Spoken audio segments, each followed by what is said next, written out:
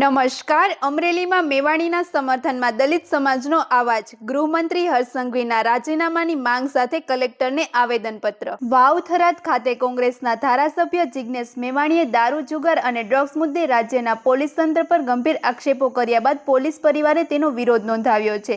આજે અમરેલીમાં મેવાણીના સમર્થનમાં દલિત સમાજના આગેવાનો કલેક્ટર કચેરીએ પહોંચ્યા હતા. જય ભીમ અને જય સંવિધાનના નારા સાથે કલેક્ટરને આવેદન આપીને ગૃહમંત્રી હર્ષ સંઘવીના રાજીનામાની માંગ પણ કરવામાં આવી. દલિત સમાજના નેતા અશોક ચાવડાએ જણાવ્યું કે મેવાણી દ્વારા ઉઠાવવામાં આવેલા મુદ્દા જનહિતના છે અને સરકારને તેનો ગંભીરતાથી વિચાર કરવો જોઈએ. વધુ સમાચાર માટે જોડાયેલા રહો. RP Gujarat news, Rajkot.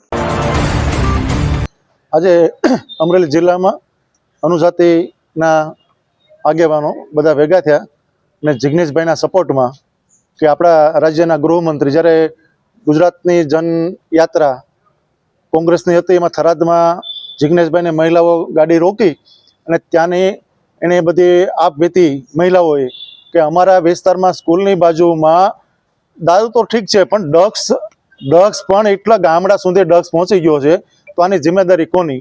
એ માટે જિગ્નેશભાઈ ત્યાં ગયા અને જિગ્નેશભાઈ જોયું બધું, ત્યાં વિડીયોગ્રાફી કરી અને ત્યાં એ એસપી સાહેબને મળવા ગયા.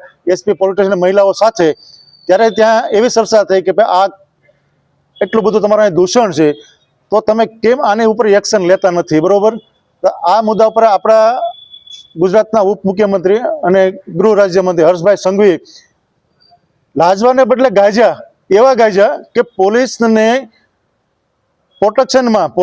પ્રોટેક્શનમાં એ માણસે રેલીઓ કાઢી જિગ્નેશભાઈની વિરુદ્ધમાં કે નગર હર્ષભાઈ જો સારા વ્યક્તિ હોય, સાસા હોય, સંસ્કારીની વાત કે સંસ્કાર એનામાં હોય તો આ શબ્દો એને જિગ્નેશભાઈને સપોર્ટમાં કહેવા જોઈએ કે જિગ્નેશભાઈ તમે જે વાત કરી છે ચાલો મને બતાવો તમારા વિડીયોગ્રાફી, હું તમારી સાથે છું અને આને ડામમાં કોઈ પણ અધિકારી હોય એના ઉપર એક્શન લેવામાં સરકાર તનદર મજબૂત છે. એની જગ્યાએ એને જિગ્નેશભાઈના વિરોધમાં ને જિગ્નેશભાઈને જે શબ્દો કીધા એ અશોભનીય છે અને અમે તો એવું કહે છે કે હર્ષભાઈને શરમ હોય તો રાજીનામું દેવું જોઈએ અને કોઈ બીજા કેપેબલ હોય, હોશિયાર ગૃહમંત્રી હોય એને સરકારે એને ગૃહ ખાતું આપવું જોઈએ.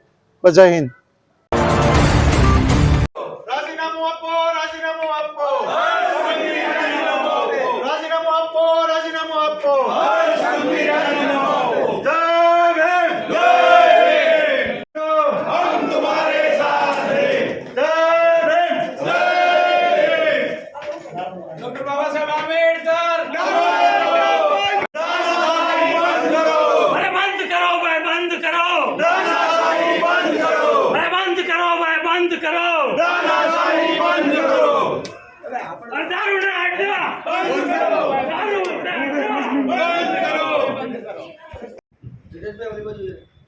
સરજી, હવે આ આવેદનપત્ર અમે જિગ્નેશભાઈ મેવાણીના સમર્થનમાં આપીએ છીએ કે આપણા ગુજરાતના ઉપમુખ્યમંત્રી આ આવેદનપત્ર અમે આપશ્રીને સરકારમાં અમારો અવાજ છે એ તમે રજૂ કરો અને અમારો સમર્થન જિગ્નેશભાઈ મેવાણીને કે જે માનું છું કે આવા દૂષણને સહકાર આપે છે, જે ડામમાં નહીં છે કે ગાજવાની ગાજે છે અમુક નહીં લોકો.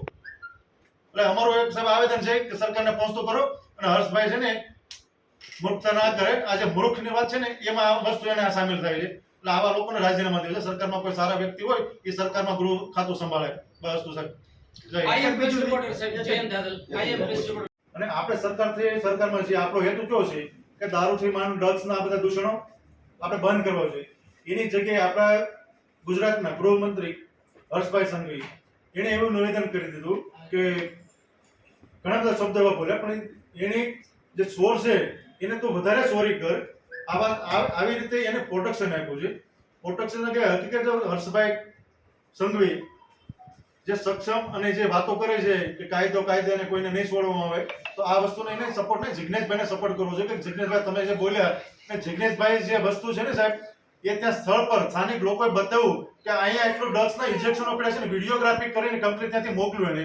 આ શબ્દો ને હિસાબે હર્ષભાઈ કીધું એટલે અમે હર્ષભાઈને કહી છે કે આવા શબ્દો તમારાથી ના કહેવાય અને તમારે રાજીનામું દેવું જોઈએ. તમે બુટલેગરોને સાવરો છો, તમે ડ્રગ્સ માફિયાને સાવરો છો કે તમે તમારા ધારાસભ્યને સપોર્ટ કેમ નથી કરતા?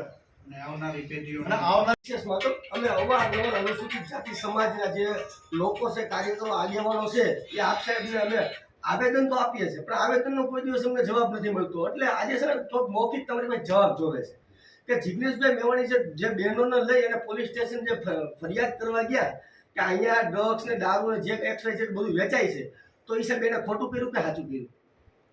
મને એ પ્રશ્ન નથી પૂછવાનો. ના સાહેબ, અમર લેખિતમાં તમે જવાબ કોઈ આપતા નથી. મને તમે આવેદનપત્ર ના સાહેબ, આપવા છો. તમે અમારા પ્રતિનિધિ છો, તમારે અમને જવાબ આપવો પડે છે. મારે શું કરવું ને મારે શું ન કરવું એ માટે તમે અહીંયા- નહીં, એ માટે નહીં, અમારે તમારે એને મૌખિક ચર્ચા કરવી છે. મૌખિક ચર્ચા કરવી છે સાહેબ. મૌખિક ચર્ચા માટે નથી, તમે આવેદનપત્ર આપવા કેમ છે? તમે આવેદનપત્ર